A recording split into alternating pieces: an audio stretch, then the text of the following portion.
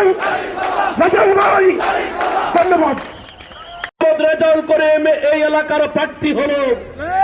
প্রিয় বন্ধুগণ, আমরা পূর্ব অঞ্চল বেঁধেছি জোট, আগামী 12 তারিখে দাঁড়িপাল্লায় দিব ভোট।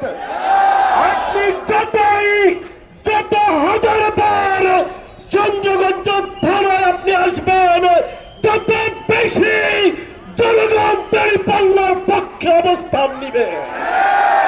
আগামী 12 তারিখে এই চন্দ্রগঞ্জে ডক্টর রেজাউল করিমের পক্ষে দল মত নির্বিশেষে এক গণজোয়ার সৃষ্টি হবে এবং আমরা গলায় মালা পরাবো ডক্টর রেজাউল করিমকে ইনশাআল্লাহ।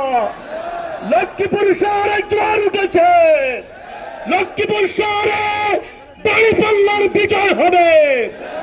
চন্দ্রগঞ্জে ঢাকা ইউনিভার্সিটির মতো বিবিধ বিজয় হবে।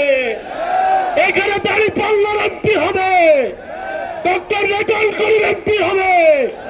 এখানে কে কতবার এমপি হয়েছেন জনগণ তা জানতে চায় না।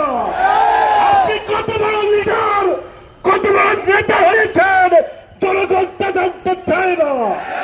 আগামী দিনে জামাত সরকার গঠন করবে, ডক্টর রেজাউল করিম এই এলাকার মন্ত্রী হবে। যারা বলেন আপনারা মন্ত্রী হবেন, ডক্টর রেজাউল করিম এই এলাকা থেকে মন্ত্রী হবে। আমরা কি পারবো দাঁড়িপাল্লার বিজয় করতে? পূর্বাঞ্চলের গণজোয়ার উঠাতে, চন্দ্রগঞ্জের গণজোয়ার উঠাতে। মার্কার নাম কি? নাম কি?